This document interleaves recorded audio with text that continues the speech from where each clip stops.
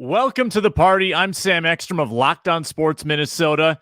Today, we open the can of worms that is a whole new Kirk Cousins conversation, and I'm sure people will receive it with a great rational mindset. Luke Inman on Twitter at Luke_Spinman. 59 days until the NFL draft, but who's counting? Not me. Not me. Arif Hassan threatened to kill one of the Lukes in our text chain and assaulted me at a Vikings game last year. News at 10. You guys didn't bring me on after the season. This is newsworthy. This is all true. He did the most inside, the most inside statement you could possibly make. I don't know how this is a newsworthy. Arif punched my soft underbelly. This is the Minnesota Football Party. Locked On Sports Minnesota podcast. It's endless Minnesota Vikings talk with the diverse voices of your local experts. It's time for the Minnesota Football Party. It's your guys hanging out talking next level Vikings football. So join in with Pro Football Network's Arif Hassan, Locked On Vikings Luke Braun, Superior Sports Talk's Luke Inman, and Vikings insider Sam Ekstrom, plus the biggest names in Minnesota football for the Minnesota Football Party. And it starts now.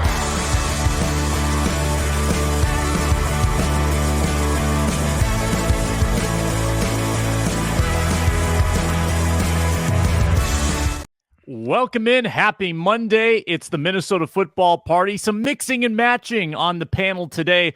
Arif Hassan's on his way to Indy. Luke Braun flying back from a vacation where apparently he was amongst some very tall trees in some exotic location. So we've got Sam Ekstrom, Luke Inman, and Tom Schreier back with us as our esteemed guest coming off the bench, Mr. Utility Player, to talk some Vikings today on a show that's brought to you by FanDuel Sportsbook, the official sports betting partner of Locked On. Make every moment more. Visit FanDuel.com/LockedOn today to get started.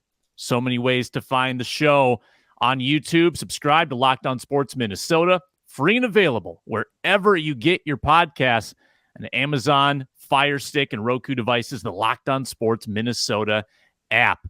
On today's show, gentlemen, I want to reopen the Kirk Cousins debate. Did fans get lulled into a false sense of security last season with the quarterback? Our free agency preview continues. Which running backs would you like to add if indeed the Vikings move on from one or two of theirs? And NFL Combine starts this week. Of course, we lean on Luke Inman to discuss more of that.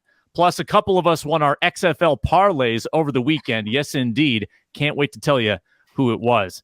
Tom Schreier joins us. He also is a contributor to the Purple and Gold podcast. You can check that out and hear Tom's take on the Vikings on a regular basis. But Tom, Kirk Cousins is in the news once again. Tom Pelissero reported that he doesn't expect a one-year extension again for Kirk Cousins, which was sort of the compromise last year. They tacked on a year to the deal, gave him a no-trade clause. A lot of people thought that might be the addition this year. Tom Pelissero, he's pretty plugged in. He says no. So my question to you is, Tom, where are you at with Kirk Cousins? What do you think the fans want to see with Kirk Cousins after his 13-win season last year? Yeah, no, I'm a little surprised by that news. I assumed he was going year to year, given he's entering the age 35 season. I think he had a lot of success last year. And I don't think it was coincidental. He had a coach who believed in him. This is the first time in a while, right? Washington drafted him to be a backup, franchise tagged him. And then we know the relationship between Zimmer and Cousins was always contentious. Zimmer wanted to spend that money on defense. Just started watching film at the end of Zimmer's tenure with Cousins. So he has a guy he worked with in Washington who, I think it wasn't a coincidence that he was good situationally, right? O'Connell really emphasized that. Cousins, it seemed like for the first time in his career, really delivered in the clutch. And it did seem like, I'm curious where he ended up in terms of his understanding of the offense. But if he's getting into that kind of 75-80 range, he has the same offensive coordinator. He has an offensive coach. This may be the first time in a while he kind of has the whole playbook accessible to him. So I understand why they may want to extend him further than a year. However, I just don't know how that compromise happens, because Cousins has always been, give me the most money, right? He's fourth round pick, didn't get the big bonus or whatever, like a first rounder did. Franchise take twice, so he didn't get the big contract initially. and then obviously has made a lot of money from the Minnesota Vikings. So I guess if I'm the Vikings, I'm saying, hey, we're going to give you stability, someone who believes in you. However, you're going to want weapons around you. You want us to spend money on the offensive line. You want us to get a receiver too. We got to spend money on the defense if we're going to fix this thing, even with Flores in tow here. So I think this may be the first time we see a little bit of compromise from Cousins. I think that's the only way it works. They're going to say, look, you can't get maximum value. We'll give you stability. You retire in purple. You got to allow us to have some money to spend on the rest of the team. This is interesting because Pelissero's report insinuates that it's one of two things, Luke Inman. Either they let the deal play out or it's a longer-term extension. There's no in-between. I wonder if that comes from the Cousins camp, maybe them saying, hey, no more games, guys. We want a commitment or we want out before we get too old and can't sign a big long-term deal elsewhere. I don't know exactly where it's coming from, but I personally think it would be a mistake if the Vikings gave a long-term deal to Kirk Cousins. I think people need to see the forest for the trees a little bit here. This was a regression season for Kirk Cousins in a lot of ways. It was a progression season in fourth quarter comebacks where he was outstanding, not taking that away. It was a regression season in a lot of other ways for Kirk Cousins. And at his age, a long-term contract seems like you are paying not for a game changer for the next X number of years. So I'm nervous by that, Luke. Mm-hmm. I'm nervous by a long-term extension. How about you? Just to echo what you just kind of touched on, Sam, he didn't put up the best stats in the world last season. He had the most interceptions he's ever put up in his career with 14. That was also third most in the entire league. His lowest passing grade in 6 seasons per PFF and the least amount of touchdowns he's thrown in the last 3 seasons too. So statistically, you're right. There was a lot of meat left on the bone and a lot to be desired there. Devil's advocate, always going to say, well, year 2 in the system, same playbook. He should be a lot better. And the most important stat that trumps everything, like you said, was winning. He won a lot more than he lost last season, and he led them to the best record they've had in 6 seasons. And that's why I think, you talk about what do you think the fans want? I think there's always going to be about a third of the fan base, if I had to put a number on it, that's just kind of all in on Kirk. They believe in him. They want to build off last season, and they think with him back, they can expand on that success with another year under his belt in that KOC system. So I think you're always going to have 35% of fans that are in Kirk's corner no matter what. The other 2/3 of these fans, I think they get his limitations. They understand it now. They've seen it. They've lived it. They watch guys like Jalen Hurts, Josh Allen, Mahomes, Justin Herbert, etc., and they want that. They want the next young star, and they also understand how hard it is, like Tom said, to build the perfect environment Kirk needs when you're paying this guy $40, $50 million a year. So I don't think that group of fans are going to be pumped by any means if he gets extended. But I also don't think they're going to be shocked if it happens either, because they also understand the alternatives right now. Look at the landscape. Nearly a third of the league. You can count out 10, 12 teams right now that are in the quarterback market, and the options out there, they're getting razor thin. I mean, some of these teams are going to be fighting over guys like Jimmy Garoppolo and Derek Carr when this is all said and done. Are either of those two, just for example, huge upgrades from Kirk?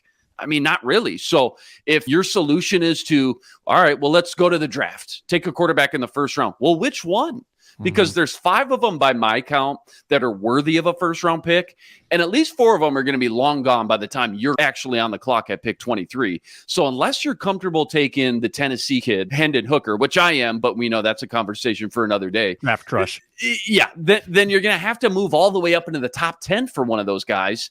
You're already short on ammo and draft picks from all these trades Kwesi already made in year 1. So knowing all that, I think there really is only 2 options. Either you find a way to get that draft trade done, you find your quarterback in the draft, you let Kirk ride out this last year of his contract, or I think you got to sign him to a long-year deal because you got to make a full commitment to him so you can spread the money out and try to build that best team around him you possibly can. And keep in mind, too, this decision, whichever way they go, ultimately could decide Kwesi and O'Connell's fate when we look back at this offseason in 2, 3, 4 years down the road. And they know that too. So the golden question is, did they see enough from him to say, yes, we can risk all our jobs on this guy, who, by the way, I think, Tom, you mentioned it, 3rd oldest starting quarterback in the league, and we're going to push all our chips on him for the next 2, 3, 4 years?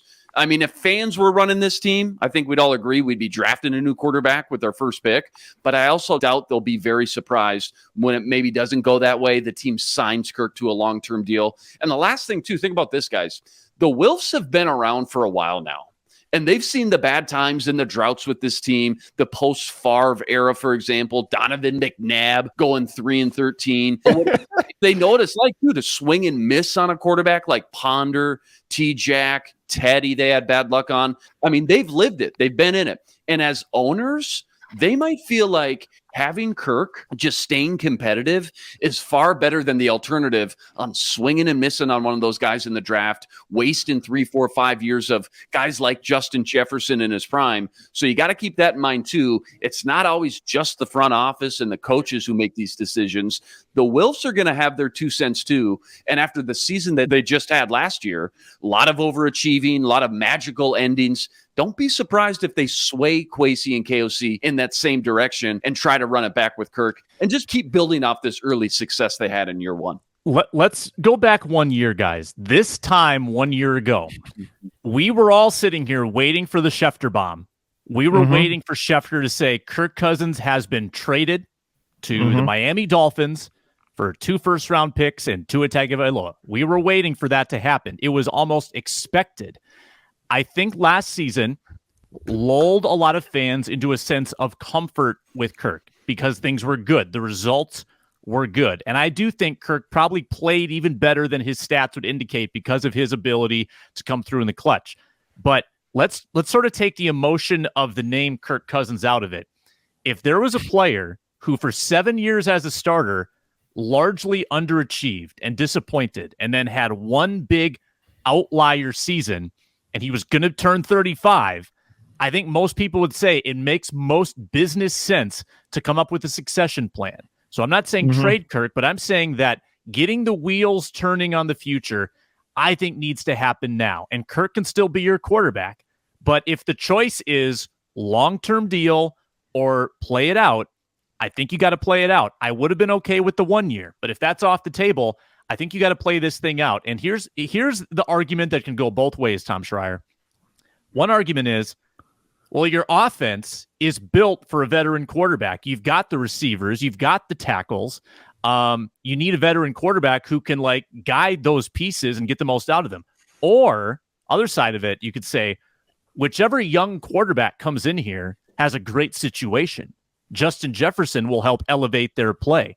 Don't know about the running back situation. Don't want to say, that their running game is necessarily going to be dynamic, but you've got the tackles to protect them. Like there are a lot of pieces that would help a young quarterback. So which side of the argument would you fall on there, Tom? Yeah, I mean, you also have Hawkinson, and I think, I was thinking about this because I wrote about like a Kirk Cousins succession plan for this morning.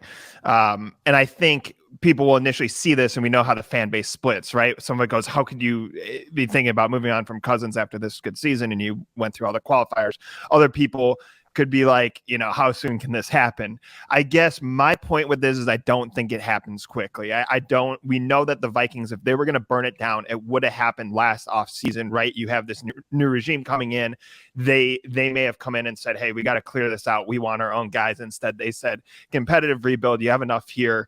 They squeezed 13 wins right out of this team with 11 one-score victories. And we know that record is going to be different next year because schedule is tougher. It's unlikely to win 11 straight one-score games, even with Justin Jefferson on your team. So I think you're right in that this is a good opportunity for a young quarterback. I think we have to reasonably look at how you get that player in the building, right? It's not going to be by tanking and trying to get the first overall pick or a top 3 pick or something like that. It is probably taking on a project quarterback, playing under Kirk Cousins, and then coming in late. I understand that means that you're not utilizing the full rookie contract, but I just don't know what situation you would get that in, right? You're actually looking at kind of a Jordan Love type situation, but this is easier to manage, right? Kirk Cousins is not Aaron Rodgers. He has not won a championship here. He is not of that caliber. And as much as people may cringe with Love, remember the Packers think they have something in him. And I think part of that is he was allowed to incubate as long as he did before potentially getting this opportunity this year. So again, Luke, and you guys know who you could get in the draft who are projects, but I think this is actually going to be multiple project quarterbacks, some which will be Kellen Mond. You're hoping you get one that sticks, and that may take place over the course of a couple of years, therefore justifying a Kirk Cousins extension. So that's a convoluted way of saying have Cousins as the placeholder, as the high floor. Underneath him, start developing quarterbacks thinking about the future. Yeah, I mean, you bring up a lot of great points. And Sam, you said, okay, I think you got to get the succession plan in place. All right, let's open that door. What does that look like? Let's start to draw out the blueprint.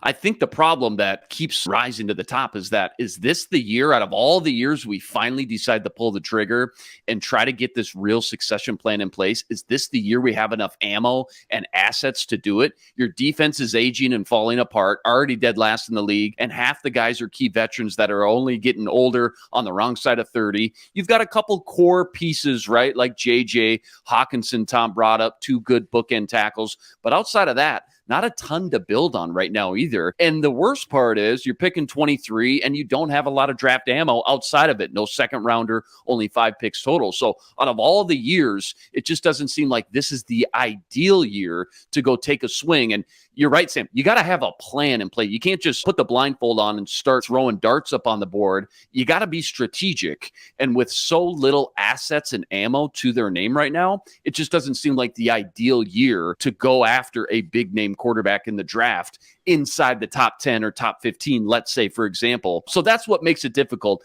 Had they had all their draft picks, or maybe they were picking in the top 15 instead, I think this conversation would be a lot different, but it's just very difficult to get yourself in that top 10 discussion with so little assets, knowing that you already need all those draft picks to start rebuilding your defense back up again and getting some fresh legs in the building too. Maybe the way that they find their quarterback is through this new cognition testing. Did anybody see this on The Athletic? I just found it this morning. Kind of the craziest thing that I've ever seen, like from an evaluation standpoint. And Luke, I know you'll get into this, and it's maybe a little harder to wrap your head around because it's not a 40-yard dash. It's not something that's done with cameras on. But apparently there's this new called S2 cognition testing that puts quarterback prospects or other prospects in front of a screen, basically. They have to process sort of a visual puzzle as fast as they can, and it spits out a score. And the 13 highest scorers that were quarterbacks had an average passer rating above 90 in the NFL. And the 14 lowest scorers had average passer ratings in the low 60s in the NFL. So their cognition test correlated directly to how well they played in the NFL, which is crazy, if true. Crazy. You can read this story at The Athletic. If you guys haven't read it, definitely check it out. Written by Matt Barrows. And apparently Brock Purdy was like a dominant tester in this cognition test. So maybe that's the key, guys. Yeah, it wouldn't surprise me at all if Rick Spielman and his scouting staff were in on something related to this, because you remember those last final 2-3 years you get up to the podium and you talk about all these advanced testing and metrics they were looking at outside of just the raw athletic numbers. They were getting into a lot of like character tests and things like that. And he said they had over 20 different tests that they would put these players through that they were kind of honing in on and on their radar. I can't say for sure, obviously, that they had this specific test going on, but it wouldn't surprise me that Rick Spielman and his staff were on something like this, something in the same realm over those final 2-3 years. Now, obviously, it didn't work with Kellen Mond there towards the end, but it is pretty crazy, though, Sam, to hear those stats and see those splits, that if you can have success at this test, it could mean success at the next level. So few and far between do we actually find real testing that truly correlates to a guy succeeding at the next level. Yeah, apparently they have contracts with 14 NFL teams. So almost half could very well be the Vikings. And with Kwesi at the helm, I'd be surprised if he wasn't taking advantage of all of these kind of non-obvious analytics. Like the 40-yard dash, broad jump, that's obvious. Everybody has that information. If there's information that other teams don't have, that's the stuff that's truly valuable. The Kirk Cousins debate rages on. Comment below. Would you rather have a long-term extension or let the contract run out? Let us know how you feel here at Locked On Sports Minnesota. We move on to our free agency preview, running back edition, after I tell you that this show is fueled by FanDuel. The NBA is back. It's a great time to download FanDuel NHL also going down the stretch. Hey, you can wager on the XFL as well. We're doing parlays on this show. And if you're a new customer, get the no sweat first bet up to $1,000 back in bonus bets. If your first bet doesn't win, download the app. It's really easy to use, and you can stack your bets using the same game parlay for a chance at bigger payouts.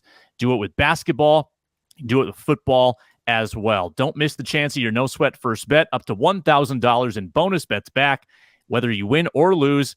At FanDuel.com/lockedon. FanDuel.com/lockedon to learn more. Make every moment more with FanDuel. All right, free agent running backs, guys. I think there's almost 100% chance the Vikings are down a back, whether that's Alexander Mattison, Dalvin Cook, or both. So you look at the free agency list of running backs. Just toss some names out. Who stands out to you in free agency? Because, guys, it's kind of a star-studded running back class in free agency, to be honest with you. There's actually a lot of big names out there. And they're not all going to get paid. Like, there's just not enough teams willing to pay running backs big money. So there are, I think, some talented guys that are going to slide through the cracks and probably sign for way less than you would expect. Toss some names out. Tom, you got anybody? Yeah, I was looking at, again, I don't really know what their price range is, but like Jamal Williams, a guy who's durable, who the Vikings have to be familiar with, given that he's been within the division, Green Bay, Detroit. Talk about good vibes. The Vikings are focused on culture. And I honestly, the Williams stuff, and I only know this because we have a Packers vertical on zone coverage. Like the guys, the Packers guys knew why the money didn't work to keep him, but they were like, yeah, this dude like dancing before games and his teammates love him. Feels like something kind of a known, right? Without having to shell out what you would for kind of the top running backs in the class. Otherwise, maybe you go the exact opposite way, right? Rashad Penny's been injured, but like has this kind of upside. I thought of Dalvin Cook as more like the X factor in the sense that he could reel off 80 yards, right? Against Buffalo. He could have that screen pass that went something like 65 to tie the game against Indianapolis, mounting that comeback. If you're trying to replicate that affordably, I feel like that's the kind of guy you're looking at. Otherwise, like it's Raheem Mostert. I was like, if you want to get someone, if you're going to go to that running back rotation, A, he's maybe a resource given he was in San Francisco so long. B, he's already been part of it. So I was looking at those three guys. Jerick McKinnon also would be interesting. I just personally like Jerick McKinnon and would like to bring him back in. Also, you could use him in the passing game. But of those three, I'm just kind of looking at kind of the three categories: either durable and known, kind of the X factor, wild card. Can he stay healthy, give you a lot of yardage, or kind of someone like Mostert who's been in a system that I think they're going to recreate with three running backs who are affordable. Yeah, those are three good names. And I can fling out some more names. Like you said, Sam, this is a deep class free agency of running backs, and it's another loaded class of running backs in the draft too. Problem here is we still really have no idea what we've really got with Kenny and Ty Chandler yet. So we're trying to find a complement to those. We know there's a lot of speed there, but what else? Obviously, we know it's a league popular approach now, running back by committee, but are either of those guys a guy you could give the ball to 15, 20 times a game if the game script played out that way week to week? Not really sure yet. Are either one of them consistent and reliable in the passing game, not only with their hands, but staying into block? Those are huge questions. We as fans probably have no idea, but I'm sure coaches have a much better grasp of their talents and limitations. I know they can both run. They both got speed for days, but I think what I'd be looking for is that third guy who I know can run in between the tackles and also just not stay on the field on third downs, but thrive there. And that's why I've always liked Kareem Hunt from Cleveland. I remember studying him coming out of the draft. I even got to interview him down at the Senior Bowl. Outstanding balance, so tough to bring him down. He also excels on third down in the passing game. That's just what he's known for. That's his MO. So I don't know how much he costs to be able to go into next season, I guess, just feeling confident. I've at least got one for sure guy who's dependable on those passing downs. That would just help me sleep a lot easier at night. And if you're letting Cook and Mattison go, probably no reason you couldn't find a way to sign a guy like him, knowing he's going to be a fraction of the cost, and you're still saving money and coming out way ahead. Another guy, too, I'll just fling out, I think would just complement both those guys very well. Samaje Perine. just an absolute bowling ball of a human being. Dude's got two tree trunks where his legs are supposed to be. It's just two tree trunks there. Looks like Tommy at Lifetime at the squat rack, just going beast mode. Damn straight. But he's a bruiser. I mean, he can wear teams down when needed. If you need a guy who can log 15, 20 carries, be the short yardage guy, just like Kareem Hunt, and you can also leave him in on third down. He's a much better passing blocker and pass catcher, I think, than a lot of people thought when he came out of Oklahoma, at least from what I've seen from him watching the Cincinnati Bengals so much the last 2-3 years. So teaming Hunt or Pirine up with all that raw speed you get with Kene and Chandler, I think that would be the perfect complement to one another, form a great 3-man committee there in the backfield, or can always find one in the draft. Day 3 of the draft, never opposed to that. Although, again, it would be nice, I think, to have at least one veteran with some more playing experience that's also just a proven blocker on the roster heading into the season. Other guys like Josh Jacobs, Miles Sanders, who else is up? Deontay Foreman. I think they're just all out of my price range. I'm willing to invest in the running back position. End of the day, I think I want to go as cheap as I can and put every penny elsewhere, like on the offensive line or the defensive side of the ball, just like the Eagles and the Chiefs kind of blueprint laid out for us. I want to follow that, copy paste that as much as I can. Yeah, good names, Luke. And I like Tom Schreier's approach too, identifying guys that do have injury histories but would not be dependent on to be the bell cow. When you have a rotation, you are not tied to health in the same way you were with Dalvin Cook. So Rashad Penny makes a lot of sense. Raheem Mostert was a name I wrote down. Yards after contact last year was in the top 10 in the league. Really good back when healthy. He's dealt with injuries. Jerick McKinnon, love him. I would be up for a big-time happy reunion with Jerick McKinnon as that pass-catching back. And if you want to go full reunion mode, how about Mike Boone? Still criminal the way he was used in Minnesota. Mike Boone is going to be cheap, probably $1 million guy who comes in and gives you that pass-catching threat, and he's career 5.2 yards per carry. Now, he's only carried it 99 times, which is way too low for someone of his athletic ability. Seems like he dealt with injuries in Denver. He's 27 now, so the career is kind of passing him by, but we're talking budget-friendly here, right? Budget-friendly. If you've got a stable of 3 running backs, you can do that with your number 3 back. I think a big mistake, guys, by this staff was not incorporating Kene Nwangwu better. Yeah. A guy that clearly has something to offer athletically. You see what he does on special teams. For them to not incorporate him at all in the offense and at least see what they have, I thought was a mistake. And it goes back to what Inman said. You don't know what you have in Chandler or Nwangwu because neither of them got used. So it is a big mystery. And that's the only reason, Luke, why I guess I'm a little more pushed toward finding that free agent than I am bringing in another rookie, because then it's kind of like having 3 rookies. Yeah, 100%. And I mentioned that too. You need that one veteran guy you just know is going to show up. And again, you're not starting from ground zero again on third down. It's a pass-happy league, guys. It's a passing league. You need guys at the running back position that can not just catch out of the backfield and run some fun routes. They got to be able to block. And I think Kareem Hunt and Samaje Perine, along with some of the other guys both of you guys mentioned, makes a lot of sense. We don't know that Kene and Ty Chandler can't, but we also don't know that they can. So I don't want to go into the season with that risk. And again, too, whether it's day 3 or maybe another undrafted guy, they're probably going to end up bringing in 4 or 5 guys into training camp anyways. I think, again, the running back position, as fun as Dalvin is, as fun as a guy like Bijan Robinson is in the draft to talk about, the next Saquon Barkley, maybe he's sitting there at 23 if you move on from Dalvin. Those are fun.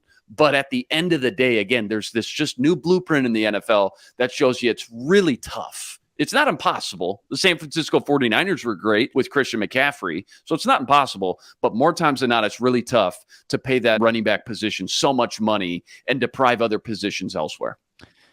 Tommy, just your 30-second take. You think Dalvin's gone, Mattison's gone, one or the other, or both? No, I think it's both of them. I think Dalvin, it's cost, right? I mean, I just don't think Kwesi would have given out that contract. I understand if you're Spielman, he's kind of the super scout. He's like, we scouted this guy, we got the right guy, got to pay him, got to keep him around. I think Kwesi definitely thinks like, hey, he's like a CEO, right? He goes, look at the cost. If I pay the running back this, I lose someone on the offensive line, or I can't get a receiver or something, or it hurts the defense. So I think Dalvin's gone for that reason. Mattison to me feels like more like a change of scenery for him personally, right? He gets together with his people. He's like, look, I did perfectly fine when I had to sub in for Cook. He's not that caliber running back, but someone else may know, use him more and know what to do with him.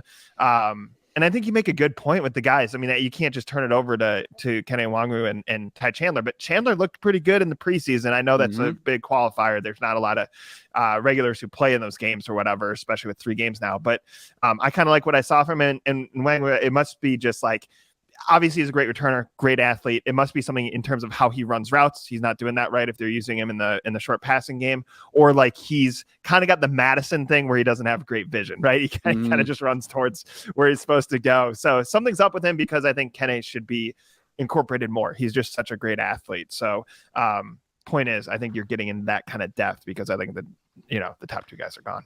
Sam, Tom said no more Dalvin. That's his gut. That's what he's going with. What percentage do you put that at? I hope he's not back, just for the money's sake. Maybe you can get a 4th, 5th round pick for him. Take every draft pick we can get. I think at the end of the day, I would be surprised if he wasn't. You would be surprised if he wasn't back? If he wasn't on the team, sorry. I'd be surprised if he wasn't on the team. Yeah. It's just a big move. 6 million dead. They save 8. 6 million dead, though, means that Ziggy and Mark Wilf have to pay $6 million out of their own pocket to watch him, Dalvin Cook, this electric blue chip running back, play for another team, play against them. It's easy for us guys at home just say, just pay the dead cap. No big deal. No problem. I think from an owner's and front office perspective, it's a little bit different. I think we make it sound a little bit easier said than done.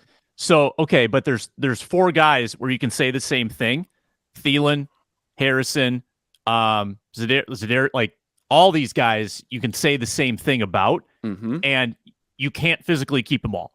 Correct. Right? So then it becomes, all right, positional value, which is going to sting less. Who performed well last year that we actually want back from an on-field standpoint?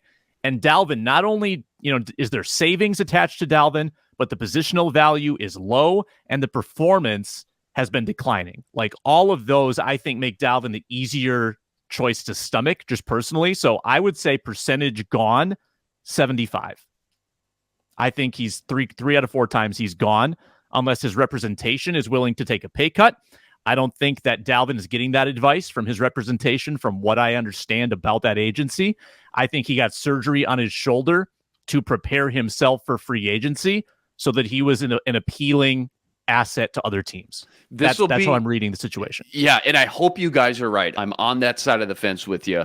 This will be a great test to see where Kwesi is at, as opposed to a guy like Rick Spielman, who may be a little bit more old school, a little bit stuck in his way, so to speak, when it comes to making big splash moves like that and those tough decisions with a player that obviously is pivotal in the fan base and been very electric and got the big name, sold a lot of jerseys, things like that. This will be a great test for Kwesi to see if he can put that stuff to the wayside, like Tom said, and be more the CEO and just look at the raw numbers and make a calculated decision for the team's benefit. I hope it happens.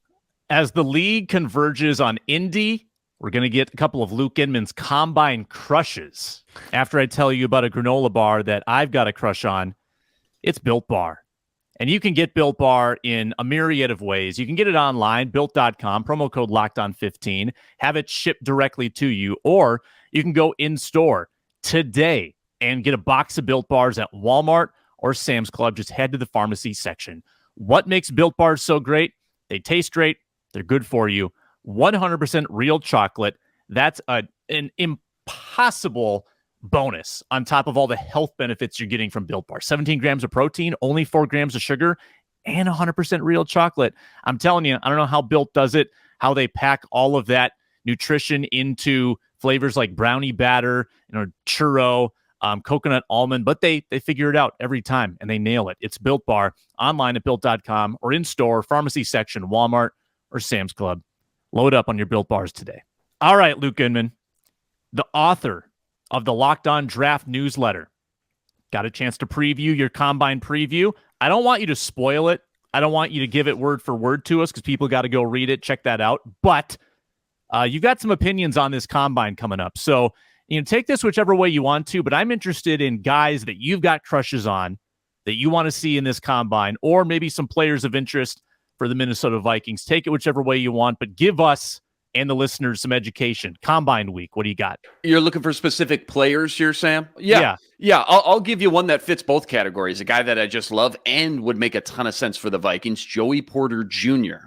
I love him. Just oozes NFL player. Got the NFL genes from his dad. He was a monster linebacker for the Pittsburgh Steelers all those years. He's long. He's fast. He's just competitive and brings that toughness and swag you love at the cornerback position that either these guys got it or they don't. You can't really coach it, and he's got it. If there's one guy I would bet will have a long, successful career at the next level, it's Joey Porter Jr. And I only bring him up because he's in that right range too right now of being selected in the top maybe 20 picks. So there's always a chance he could slide a few more picks further to the Vikings at pick 23. Although, again, you look at the teams drafting ahead of the Vikings. I know I've mentioned this a few times to you, Sam, start to really hone in on their draft needs.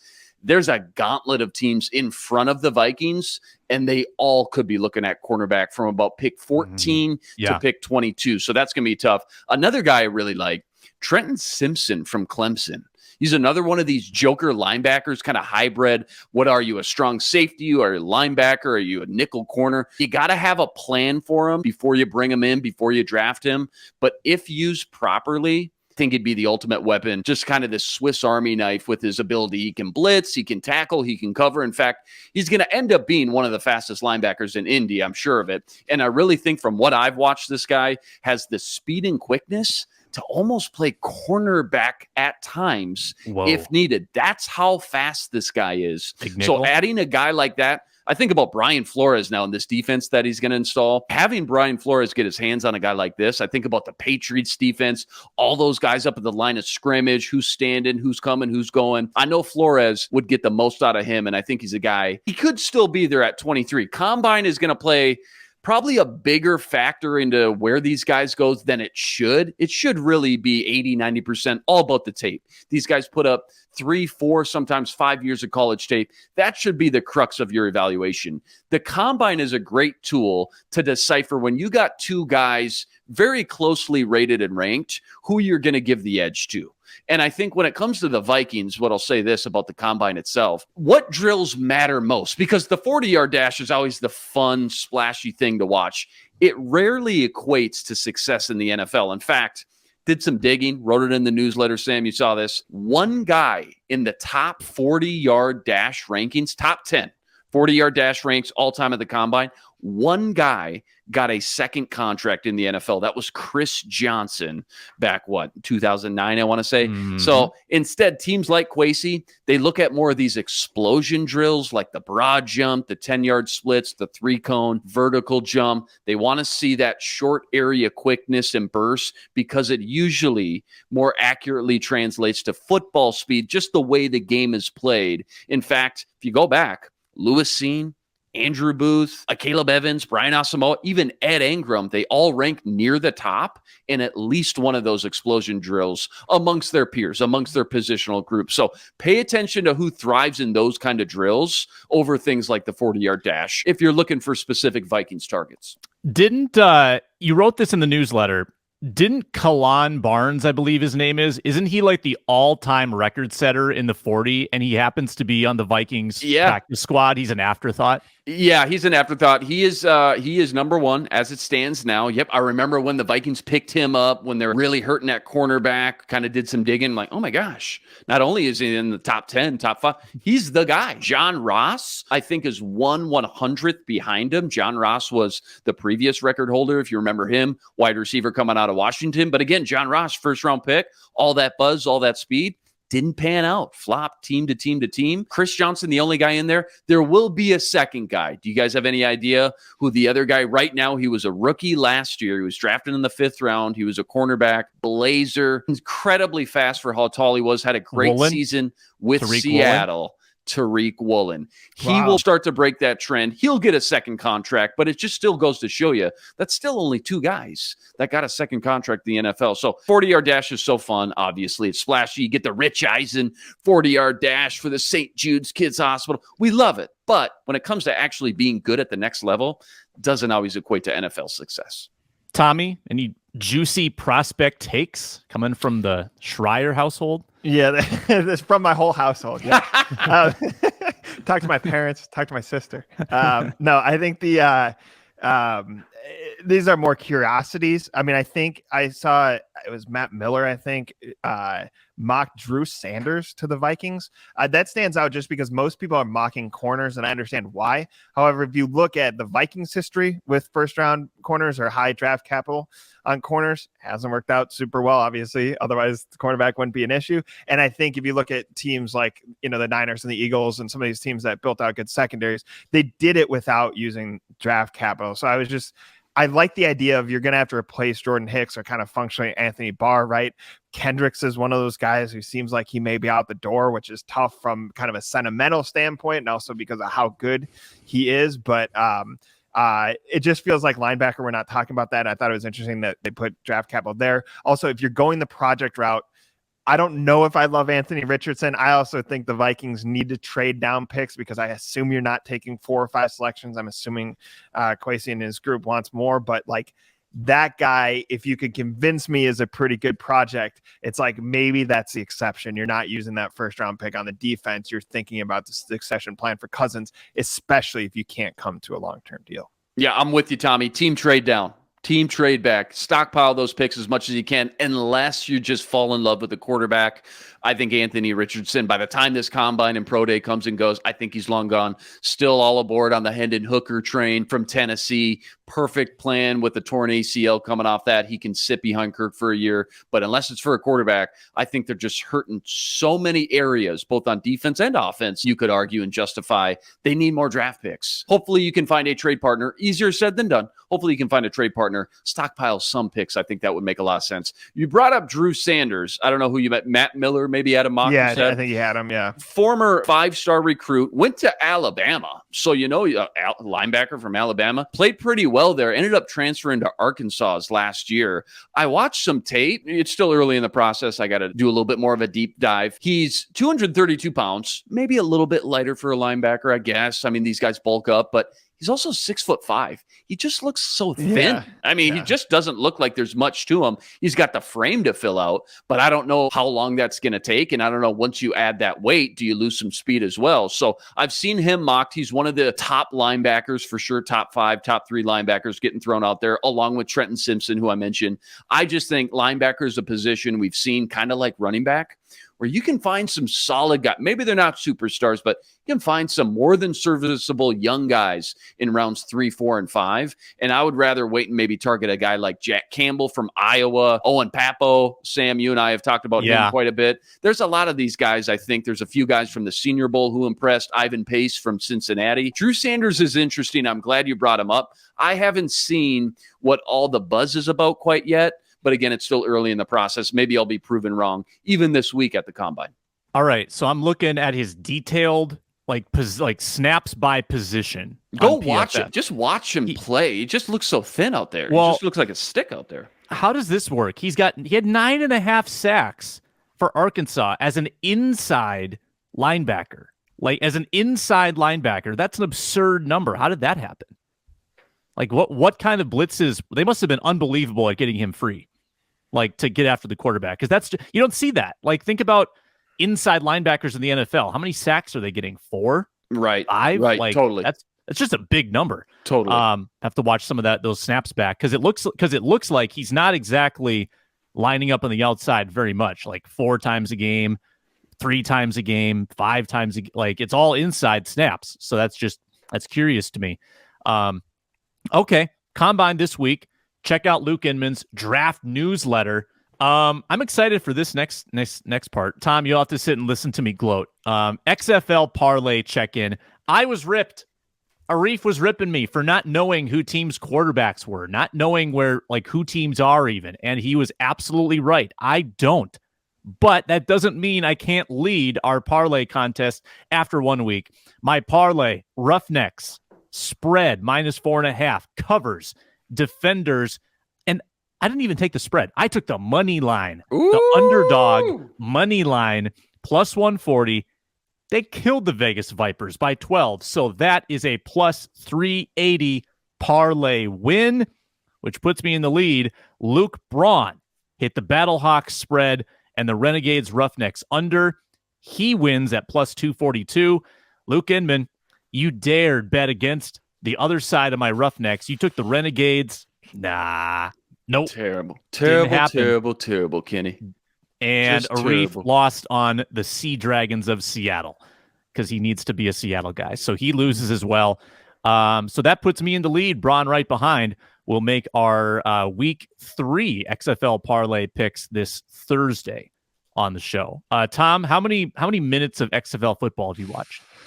I was thinking about this because I know you guys were talking about it on one of the shows last week. I saw a little bit of like Orlando. I'm trying to think of who Orlando was playing. It was right after the Wild had played a matinee game, and I switched over to ESPN, and there was an XFL game. So I've seen maybe 5 minutes. I have seen highlights. I know people are gambling on them. I hope some of those players end up in the NFL, but I have not watched a lot of XFL football.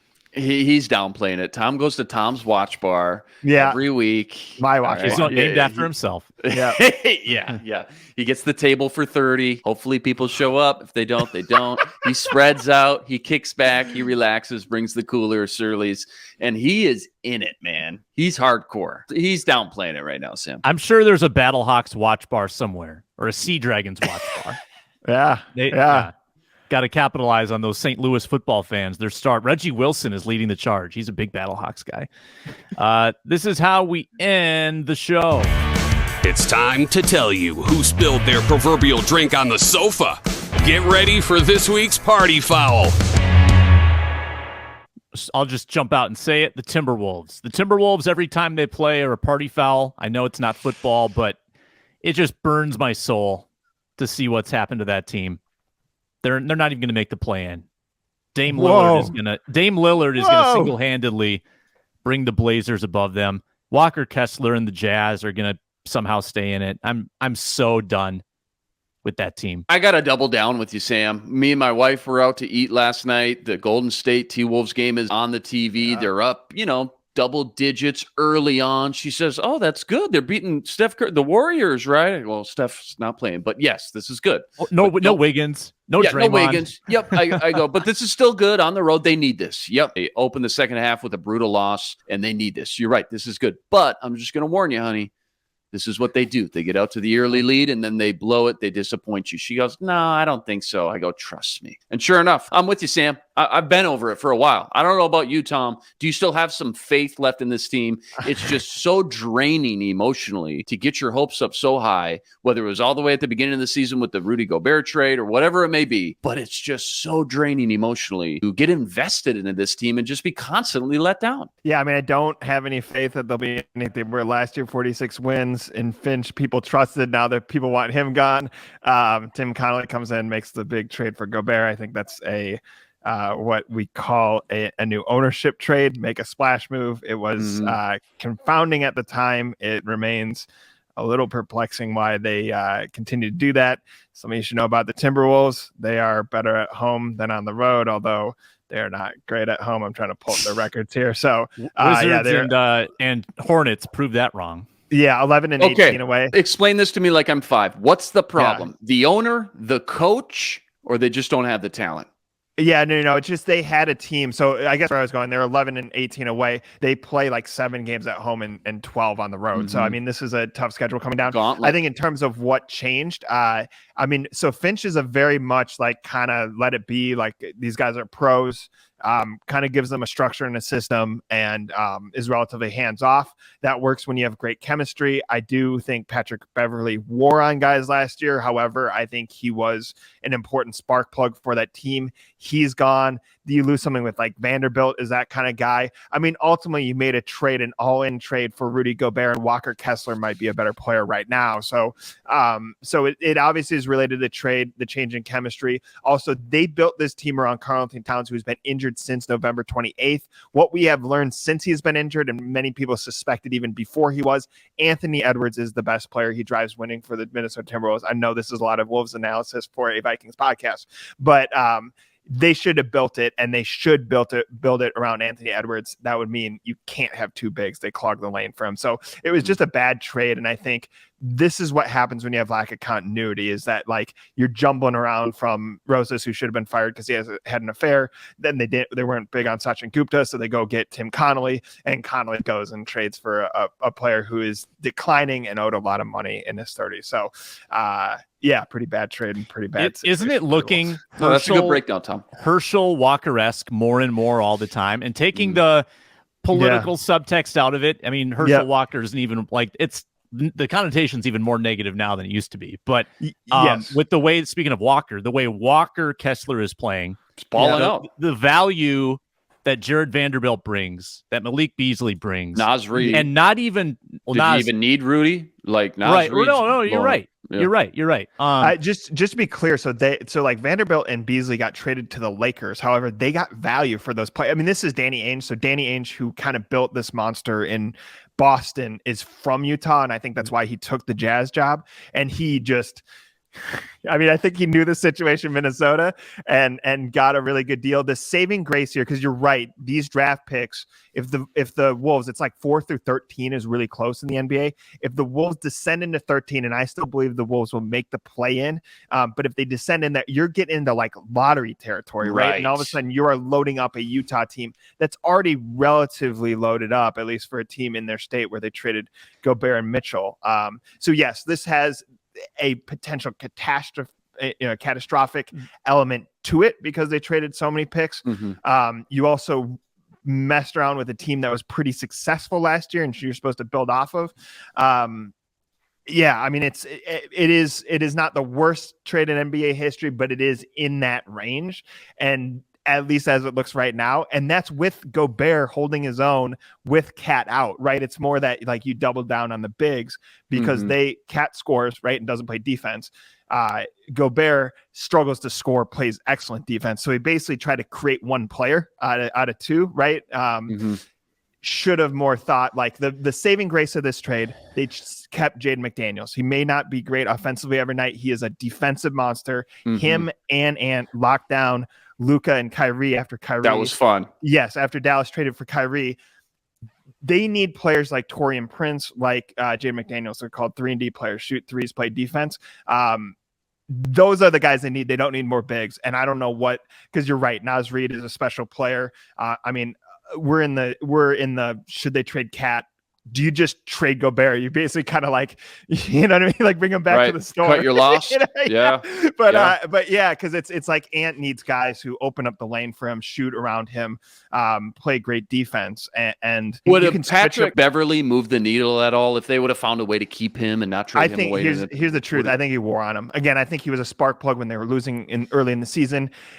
We see how emotional he was for the people who watch the Wolves. Like he was up on the scorer's table, threw his jersey into the crowd, all of a sudden started crying, was like sucking down a beer next to Ant, who can't legally drink after the post game. I mean, he's an emotional guy. He kind of rides that. However, I think it's telling that the Wolves could have gotten Beasley. He was bought out by the Lakers, and they did not do that. And he ended up back. Beverly. He ended up back in Chicago, where he's from. I think it's sentimental. I think it's a team that's trying to bring something out of a roster that isn't very good. But I do think like they couldn't have just run it back last year. They just could have run something similar to it and then figured out who's the star player, who do we build around. To be fair, though, like I think people have that NFL mindset. It takes like 3 years to build out a team, right? In the NBA, you can do it quickly. It's just they throw these teams together because the NBA is just a lot less complicated. It's not, it's not like jumping into an offense where we were blown away that TJ Hawkinson could come in the middle of the season and be productive. That happens all the time in the NBA. These guys get traded and they go blow up wherever they are. So important that they build around Ant. Like he is Justin Jefferson to the Wolves, right? Like he is the star, and they need to They need to do that. Yep. Yeah, and I think Utah gave us another lemon in Conley too. I think Utah is just offloading their washed up stars on us. But that's Locked On Wolves, Ben Beacon. Listen to that analysis every day of the week. You can also get it occasionally when Tom Schreier jumps on the football party. Tom, this was great. Thanks for joining us on short notice. We appreciate it. He's at T Schreier 3, Purple and Gold podcast as well. Thanks a lot, Tom. Zonecoverage.com too. Great literature over there. Yes, thank you. Yeah, Luke Inman with us every day on the football party. I'm Sam Ekstrom. Subscribe on YouTube for free. Also free and available where you get your podcasts. It's Locked On Sports Minnesota. It's the Minnesota Football Party back with you tomorrow. So long.